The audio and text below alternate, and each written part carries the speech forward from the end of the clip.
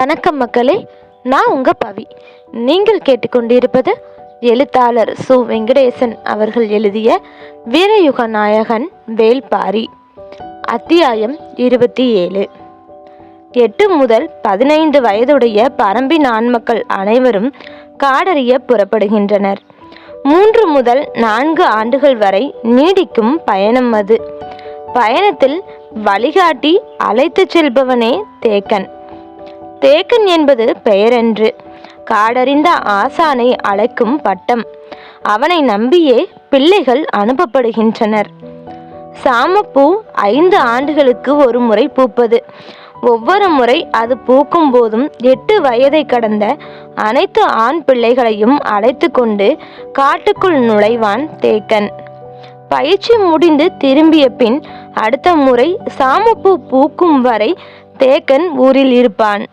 மறுமுறை பூப்பித்த பின் மீண்டும் புறப்படுவான். பரம்பின் ஒவ்வொரு ஆணும் காடு பற்றிய எல்லா விதமான அறிவுகளையும் பெற்று காட்டின் சவால்களை எதிர்கொள்ளும் ஆற்றல் உடையவனாக மாறுவதுதான் காடு அறிதல் பயணம். வெறுங்கையுடன் உள்ளே நுழையும் சிறுவர்கள் அடற்காட்டுக்குள் தன்னந்தனியாக முழு வாழ்வையும் வாழ கற்றுக்கொள்கின்றனர். இந்த பயிற்சி எண்ணற்ற ஆபத்துகளை உடையது. சிறுவர்கள் சிலர் இதில் இறக்கின்றனர். சிலருக்கு கை கால்கள் சிதைகின்றன. சிலர் காட்டுக்குள் தொலைந்து விடுகின்றனர். ஆண்டுகள் பல கழிந்த பின்னர் அதில் சிலர் வீடு திரும்பியுள்ளனர். காடு அறிய அழைத்துச் செல்லப்படும் சிறுவர்கள் கடும் சவால்களை தொடர்ந்து எதிர்கொள்ள நேரும். இயற்கை ஒவ்வொரு கணமும் சவால்களை உருவாக்கியபடியேதான் இருக்கும். ஆனால் அவையெல்லாம் தேக்கனின் கணக்குக்குள் வராது. ஒவ்வொரு நாளும் தேக்கன் உருவாக்கும் சவால்கள் தனி. அவற்றை மாணவர்கள் எதிர்கொண்டு மீண்டேற வேண்டும். பல தலைமுறைகளுக்கு முன் அன்றைய தேக்கன் அழைத்து சென்ற குழுவில் சூழிவேலும் இடம்பெற்றிருந்தான் என்று கதையை துவக்கினான் பாரி. அவன் சொல்லும் கதையை மிகவும் கவனத்தோடு கேட்டார் கபிலர். அது கார்காலம். மழை விடாது கொட்டி தீர்த்தது. தேக்கனும் மாணவர்களும் சிறு குகை ஒன்றில் ஒண்டியபடி இருந்தனர். நாள் முழுவதும் மழை நின்றபாடில்லை. மாணவர்களுக்கு கடும் பசி. ஆனால் தேக்கன் உணவுக்கான உத்தரவை கொடுக்கவில்லை. அவர் உத்தரவு கொடுத்த பின்தான் நெருப்பை மூட்டி கைவசம் இருக்கும் கிழங்குகளை சுட்டு சாப்பிட வேண்டும். மழையை வெறித்து பார்த்து கொண்டே இருந்தான் தேக்கன். பொறுத்து பார்த்த மாணவர்கள் ஒரு கட்டத்தில் பொறுமை இழந்து வாய்விட்டு கேட்டனர். சரி, சுட்டு சாப்பிடுங்கள் என்றான் தேக்கன். மாணவர்கள் மகிழ்ந்தனர். முந்தைய நாள் காலை உணவுக்கு பின் யாரையும் சிறு பழம் கூட சாப்பிட அனுமதிக்கவில்லை. இப்போது அனுமதி கொடுத்தவுடன் வேலைகளை வேகமாக தொடங்கினர். குகைக்குள் இருந்த இடுக்கில் 2 கட்டைகள் கிடந்தன. அவற்றை பயன்படுத்தி கிழங்கை சுட்டுவிடலாம் என்று முடிவு செய்தனர். குகைக்கு வெளியே மழை கொட்டியது. கைவசம் இருக்கும் தீக்கல்லை வைத்து மாணவன் ஒருவன் தீ மூட்ட முனைந்தபோது தேக்கன் குகையை விட்டு வெளியேறினான். மழையில் நனைந்தபடி தேக்கன் வெளியேறியதன் காரணத்தை அறியாமல் மாணவர்கள் விழித்தனர். அவர் நனைந்தபடி வெளியில் நின்று கொண்டிருக்கிறார். நாம் சாப்பிட போவது அவருக்கு பிடிக்கவில்லையா?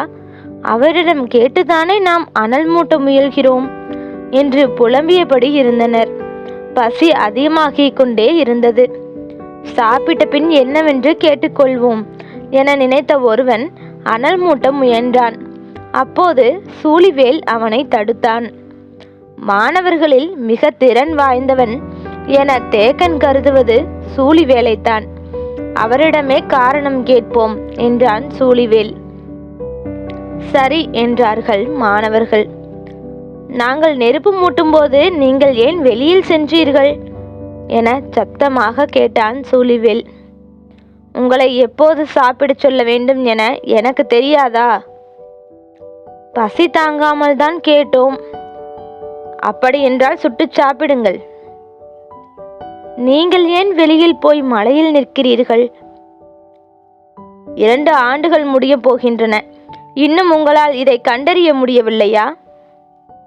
மாணவர்கள் எல்லோருக்கும் அப்போதுதான் இதில் ஏதோ சிக்கல் இருப்பது புரிந்தது. என்னவாக இருக்கும் என சிந்தித்தார்கள். ஒன்றும் புரிபடவில்லை. சிறிது நேரத்துக்கு பின் சூழிவேல்தான் கண்டறிந்தான். தாங்கள் தீமூட்ட முயன்ற கட்டை தில்லை மரத்தினுடையது. தில்லை மர கட்டையின் புகை கண்ணீர் பட்டால் பார்வையை இழக்க நேரிடும். அதனால்தான் தேக்கன் உடனடியாக வெளியேறியிருக்கிறார் என்றான் சூழிவேல். மாணவர்கள் அதிர்ச்சி அடைந்தனர். தேக்கனிடம் மன்னிப்பு கோரினர். பசி கண்ணை மறைக்கலாம், ஆனால் கண்ணை கெடுத்துவிடக்கூடாது என்றான் தேக்கன். பொறுத்திருந்தனர். சிறிது நேரத்தில் மழை நின்றது. குகை விட்டு மாணவர்கள் வெளிவந்தனர். பக்கத்து குகையிலோ பாறை இடுக்குகளிலோ காய்ந்த கட்டை இருக்கிறதா என தேட போனார்கள். ஆனால் தேக்கன் வேண்டாம் என்று சொல்லிவிட்டான். இப்போது இதற்கான காரணம் தெரியாமல் விழித்தார்கள். குகைக்கு வெளியில் வைத்து தில்லை மரக்கட்டையை கொண்டு தீ மூட்டுங்கள். புகை கண்ணீர் படாமல் கிழங்கை சுட்டெடுங்கள். இதுவும் தேவைப்படும் ஒரு பயிற்சிதான் என்றார். இருந்த பசி எங்கு போனது என்றே தெரியவில்லை. யாரும் தீ மூட்ட ஆயத்தமாகவில்லை. எல்லோரும் அப்படியே நின்று கொண்டிருந்தனர். சூழிவேலை அழைத்தார் தேக்கன். ஒருவேளை யார் கண்ணையாவது புகை தாக்கிவிட்டால் உடனடியாக செய்ய வேண்டிய மாற்று என்ன என்பதை அவனிடம் சொன்னார். அதன் பிறகு மாணவர்கள் துணிந்து தீ மூட்டத் தொடங்கினர். நன்றாக முகம் விளக்கி அனற்கல்லை உரசி பற்ற வைத்தான் ஒருவன். தில்லை மரக்கட்டையில் தீ பிடித்தது. புகை தாக்கிவிடக்கூடாது என்ற மிகுந்த எச்சரிக்கையோடு கிழங்கை சுற்றனர். குகை வாசலில் உட்கார்ந்தபடி மாணவர்கள் கிழங்கு சுடுவதை கூர்ந்து பார்த்து கொண்டிருந்தான் தேக்கன். புகை மேல் நோக்கி எழுந்தபடியே இருந்தது. சிலர் கிழங்கை கருக விட்டனர். சிலர் கிழங்கை நெருப்பின் அருகே கொண்டு போகவே பெரும் பாடுபட்டனர். அணைவதற்கும் அகழ்வதற்குமான தொலைவை யாராலும் மதிப்பிட முடியவில்லை. புகையை கண்டு அஞ்சியவர்கள் கூடுதலாக விலகினர். மற்றவர்கள் விலக வேண்டிய அளவை எழும் புகை முடிவு செய்தது. அனைத்தையும் கூர்ந்து கவனித்து கொண்டிருந்த தேக்கன் மனதில் இவர்கள் யாருடைய கண்ணிலாவது புகை பட்டுவிட்டால் சூழிவேல் உடனடியாக செய்ய வேண்டிய மாற்றை செய்கிறானா என்று பார்த்து விடலாம் என எண்ணிக்கொண்டிருந்தார். மாணவர்கள் காற்றின் சிறிய அசைவுக்கு கூட உடல் விலக்கி மிக கவனமாக கிழங்கை சுட்டு கொண்டிருந்த போது எங்கிருந்தோ பெருங்காற்று வீசியது. சட்டென மாணவர்கள் கண்களை மூடி தரையோடு தரையாக படுத்து விட்டார்கள். அடித்த காற்று புகையை கொண்டு போய் குகையோடு சேர்த்து தேக்கன் மீது அப்பியது. கண்களை மூடிய கணத்தில் தேக்கன் உணர்ந்து விட்டான், புகை இமைகளுக்குள் சூழ்ந்து விட்டது என்று. சூழிவேல், உடனடியாக என்னை தூக்கிச் செல் என்றான். தேக்கனை தோளில் தூக்கியபடி மலைச்சரிவில் இருக்கும் ஆற்றை நோக்கி இறங்கினான் சூழிவேல். மற்றவர்கள் பின்தொடர முடியாதபடி இருந்தது அவனது வேகம். மழை மீண்டும் பெய்ய தொடங்கியது. சரிந்து விழுந்து விடாமல் கவனமாக நடக்க வேண்டும் என்பது எல்லாம் சூழிவேலுக்கு புலப்படவில்லை. அவனது தோள்களின் பலமும் காலடியின் பிடிமானமும் அபாரமானவை. நெடுதுயர்ந்த தேக்கனை தூக்கி கொண்டு விரைந்து இறங்கினான் சூழிவேல். ஆற்றங்கரையை அடைந்ததும் தேக்கனை படுக்க வைத்துவிட்டு உள்ளே குதித்தான். தேக்கன் சொல்லி இருந்தபடி ஆற்றில் முங்கி அதன் ஆதி களியை அள்ளி வந்தான். தேக்கனை சுற்றி மாணவர்கள் உட்கார்ந்திருந்தனர். அள்ளி வந்ததை கொடுத்தான். அவரது இரு கண்களின் மேலும் அந்த களியை அப்பினர். அவர் இமைகளுக்குள் குளுமையை உணரத் தொடங்கினார். இன்னும் அள்ளி வருகிறேன் என்றான் சூழிவேல். இதுவே போதும், சிறிது நேரத்தில் சரியாகிவிடும் என்று தேக்கன் சொல்லிய போது ஆற்றின் நடுவில் நீந்தி கொண்டிருந்த சூழிவேல் பொருத்தமான இடம் பார்த்து நீரில் மூழ்கினான். அடிமரம் ஒன்றை இழுத்து கொண்டு சடசடவென கீழிறங்கியது பெரு வெள்ளம். மாணவர்கள் உடனடியாக தேக்கனை தூக்கி கொண்டு மேலேறினர். கன நேரத்துக்குள் நீர்மட்டம் வெகுவாக உயர்ந்தது.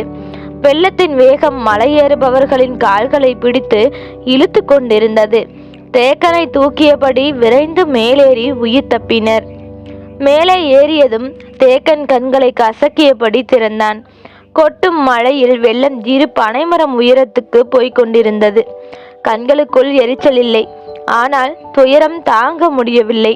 சூழிவேலை நினைத்து ஓ என கத்தி அழுதான் தேக்கன். வெள்ளம் புரட்டி எடுத்து கொண்டு சென்றது. நீந்தி கடப்பது இயலாத செயல். உயிரை தக்க வைத்தபடி வெள்ளத்தின் போக்கில் போவது என முடிவெடுத்தான் சூழிவேல். அடித்து இழுத்து புரட்டி கொண்டு போனது.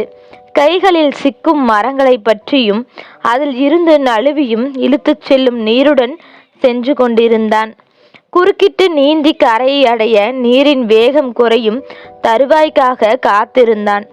ஆனால் அது நிகழும் போது அவன் அரை மயக்கத்தில் இருந்தான்.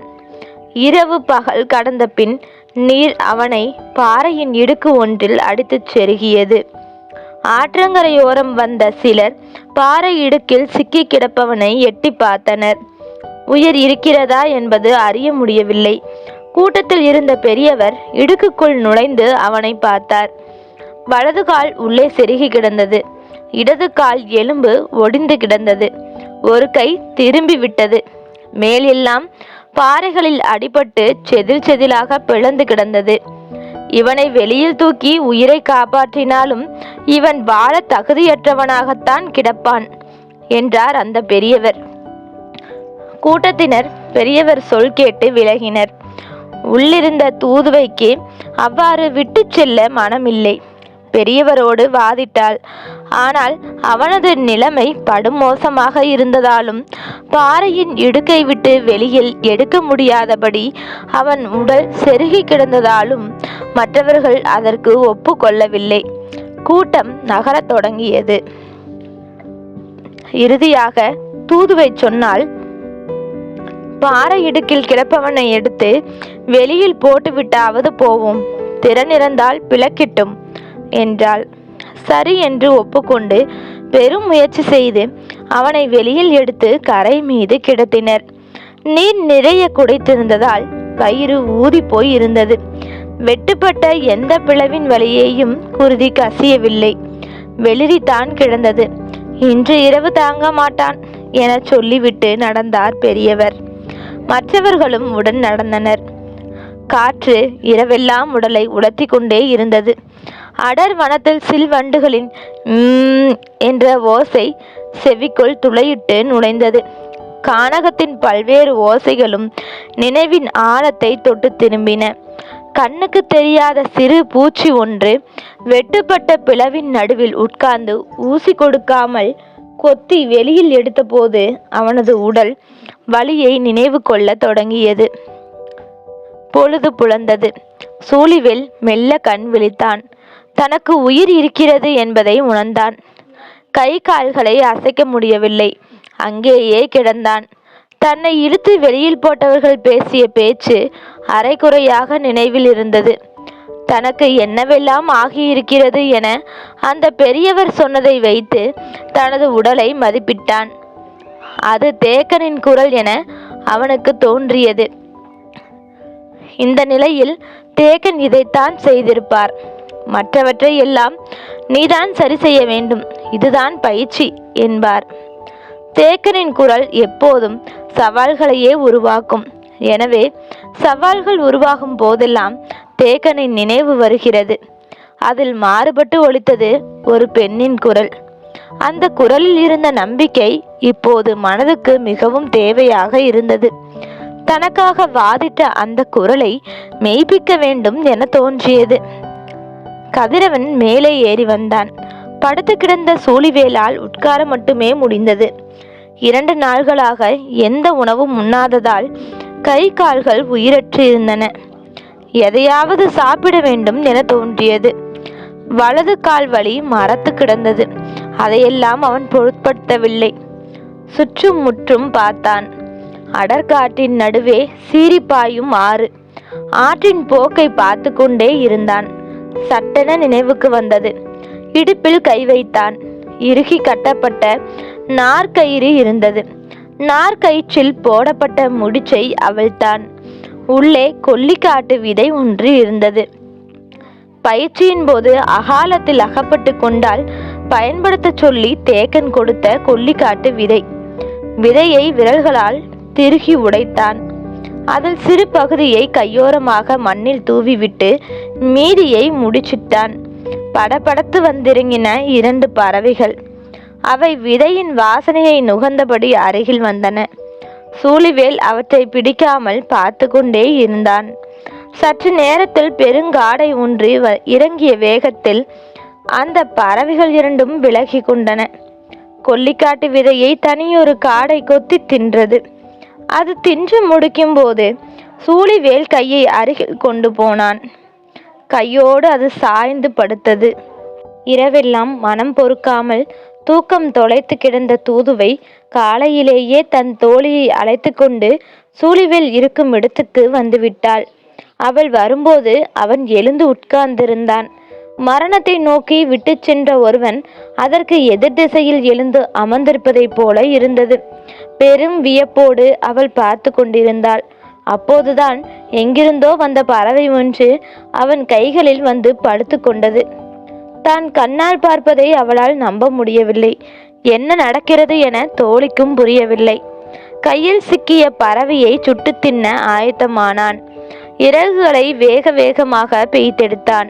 அப்படியே கடித்து தின்ன போகிறான் என பார்த்து கொண்டிருந்த பெண்கள் இருவரும் எண்ணினர்.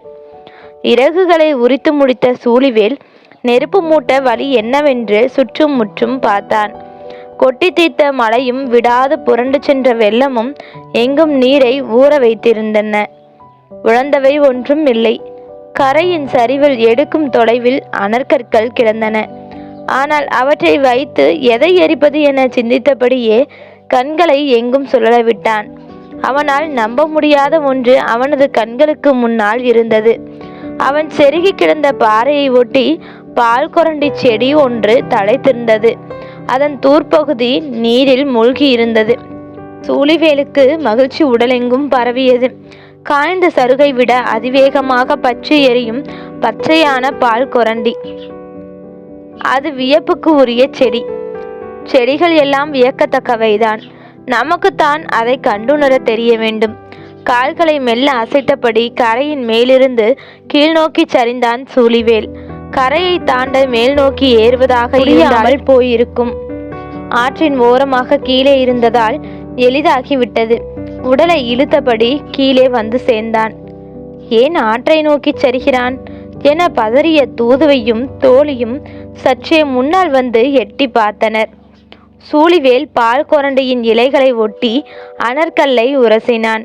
உடலில் எங்கெங்கோ இருந்து வலி மேலே ஏறி வந்து கொண்டிருந்தது. 2 கற்களையும் அழுத்தி பிடித்து உரச அவ்வளவு கடினமாக இருந்தது. கல்லுக்குள் இருந்து தெரிக்கும் தீப்பொறியை உருவாக்க மொத்த உடலிலும் விசை ஏற்ற வேண்டி இருந்தது. விடாமல் மீண்டும் மீண்டும் முயற்சி செய்தான். உடல் முழுவதையும் தனது விசையோடு இணைத்தான். அருந்த நரம்புகள் எல்லாம் அவனது எண்ணங்களோடு இணைந்தன. தண்ணீரில் இருக்கும் செடியில் போய் அனற்கற்களை ஏன் தட்டி கொண்டிருக்கிறான் என்பது இருவருக்கும் புரியவில்லை. குழம்பி போய் மிகவும் முன்னகர்ந்து வந்து பார்த்தனர். சட்டென தெரித்த தீப்பொறி பால் கொரண்டையில் பட்டவுடன் பற்றி மேலே எழுந்தது. எண்ணெயில் ஊறி திருகி நிற்கும் திரியை போல ஒவ்வொரு இலையும் நெருப்பை மேல் நோக்கி ஊதின. சடசடத்து நாலாபுரமும் பற்றியது நெருப்பு. நன்றாக இறங்கி வந்து நீருக்குள் கால் நுழைத்து பறவையை பால் கொரண்டையின் நடுத்தண்டில் செருகினான் சூழிவேல். செடியின் அடிவாரத்தில் சூழ்ந்திருந்த நீரில் நெருப்பின் ஒளி கங்கு போல் தகதகத்தது. தீயின் நிழலுக்குள் கால் நுழைத்தபடி பறவையின் உடலை முன்னும் பின்னுமாக திருப்பி கொண்டிருந்தான் சூழிவேல். அவனது கால்களில் இருந்து நீரின் வழியாக நெருப்பு ஏறியதை பார்த்த தூதுவைக்கு தலை சுற்றுவது போல் இருந்தது. ஆனால் அவளுக்கு முன்னரே கண் செருகினாள் தோழி. ஊர் மாடத்தில் வந்து தூதுவை சொன்னபோது யாரும் நம்பவில்லை. அவன் உயிரோடு மீள்வான் என்பதே நம்ப முடியாத செய்தி. நீ என்னென்னவோ சொல்கிறாய் என மறுத்தான் கிழவன். தூதுவையும் தோழியும் சொல்வதை பார்த்தால் பேயோ அனங்கோ வனதூதனாகவோ தான் இருக்க வேண்டும் என முடிவெடுத்து பூசாரியையும் கையோடு அழைத்து கொண்டு புறப்பட்டனர். நண்பகலுக்கு பின் அவர்கள் சூழிவேல் இருக்கும் இடத்துக்கு வந்து சேர்ந்தனர். அவன் கரையேற முடியாமல் அப்படியே நீரில் கால் நனைத்தபடியே உட்கார்ந்திருந்தான். ஆனால் கொளுத்த பறவையை தின்றதால் முகம் தெளிச்சியாக இருந்தது. பெரும் கூட்டம் ஒன்று வந்து நிற்பதை உணர்ந்து பின்னால் திரும்பி பார்த்தான். வந்திருந்தது பெரும் கூட்டம் அன்று, சிறு கூட்டம்தான். ஆனால் ஒவ்வொரு மனிதனும் 3 மனிதர்களுக்கு இணை. விரிந்த மார்பும் திரண்ட சதையுமாக வந்து நின்றனர் அவர்கள். திரண்ட மனிதர்களை விலக்கி முன்வந்த பெரியவர் கேட்டார், எங்களின் கண்முன் உனது மாய வித்தைகளை காட்டு. ஏன் இப்படி கேட்கிறார் என்பது சூழிவேலுக்கு புரியவில்லை. எனக்கு எந்த மாய வித்தையும் தெரியாது என்றான். இல்லை, நீ செய்த வித்தைகளை நாங்கள் கண்கொண்டு பார்த்தோம் என்றது தூதுவையின் குரல். ஒரு கணம் கண்ணை மூடினான் சூழிவேல். நேற்று எனக்கு நம்பிக்கை தந்த அந்த குரல், இந்த குரலை மெய்ப்பிக்கவே நான் போராடி கொண்டிருக்கிறேன். நினைத்தபடியே கண் திறந்தான். தூதுவை வந்து எதிரில் நின்றாள். ஆதி கலியை பூசிக்கொண்டால் கண்ணுக்குள் உருவாக்கும் குளுமையை பற்றி தேக்கன் சொன்னது நினைவுக்கு வந்தது. வந்தவர்கள் கேட்டார்கள், கால்கள் நீட்டி நீரின் வழியாக பச்சை இலையை சுட்டு எரித்தாயாமே, உண்மையா? சூழிவேல் மறுமொழி சொல்லாமல் பார்த்து கொண்டிருந்தான். அவர்கள் மீண்டும் கேட்டார்கள். பெரும் உடல்வாகு கொண்ட அந்த மனிதர்களை வியந்து பார்ப்பதைப் போலவே சின்னஞ்சிறு கண் கொண்ட தூதுவையையும் தன்னை மறந்து பார்த்து கொண்டே இருந்தான் சூழிவேல். அவர்கள் மீண்டும் கேட்டபோது அனற்கல்லை கொடுக்க கை நீட்டினான். சிறுவன் ஒருவன் போய் அதை வாங்கினான். கரையின் இடுப்புற உச்சியில் தனித்து நின்று கொண்டிருந்தது பால் கொரண்டி ஒன்று. அதை போய் தீ மூட்டு என்றான். அந்த சிறுவனும் அவ்வாறே போய் தீ மூட்ட அடுத்த கணம் பற்றி எரிந்தது பால் கொரண்டி. அந்த செடியின் ஆற்றலை விளக்கி சொல்லி கொண்டிருந்தான். பசும் செடி பற்றி எரியும் என்பதை அவர்கள் நம்பாமல் தான் பார்த்தார்கள். தூதுவையை பார்க்கும் வரை ஈர உடலுக்குள் பற்றி எரியும் தீயை பற்றி யாராவது சொல்லி இருந்தால் சூழிவேலும் கூடத்தான் நம்பியிருக்க மாட்டான். பறவை எப்படி தானாக வந்து அமர்ந்தது என கேட்டார்கள். இடுப்பிலிருந்து விதையின் சிறு பகுதியை கொடுத்து கரையில் போடச் சொன்னான். பறவைகள் வந்து தின்றன. தின்று முடித்து பறக்க தொடங்குகையில் சிறகை ஈரடி அடித்து மண்ணில் சரிந்தன. பறவை மயங்குமா என கேட்டனர். தன் மயக்கம் மீளாமல் இருந்த அவனுக்கு தன்னையே எடுத்துக்காட்டாக சொல்ல வேண்டும் என தோன்றியது. அவளை பார்த்தபடியே வேண்டாம் என நிறுத்தி கொண்டான். அது என்ன காய், எங்கு விளைகிறது என கேட்டனர். வெளியே சொல்லக்கூடாது என்பது எங்கள் குலநாகினியின் வாக்கு என்றான். பெரும் வியப்புக்கு உரிய ஒருவனாக அவன் இருந்ததை பார்த்தபடி நின்றிருந்தனர். பாறைகளின் இடுக்கில் செருகி கிடந்த என்னை எப்படி வெளியில் எடுத்தீர்கள் என கேட்டான். இந்த பாறையை நகர்த்தி எடுத்தோம் என்றார் பெரியவர். ஒரு கணம் திரும்பி அந்த பாறையை பார்த்தான். 2 ஆள் உயரம் கொண்ட 2 பெரும் பாறைகள் ஒன்றுடன் ஒன்று உரசியபடி நின்று கொண்டிருந்தன. இவ்வளவு பெரும் பாறையை நகர்த்தினீர்களா? எப்படி முடிந்தது? யார் நீங்கள்? வந்தவர்கள் சொன்னார்கள், நாங்கள் திரையர்கள். தொடரும்.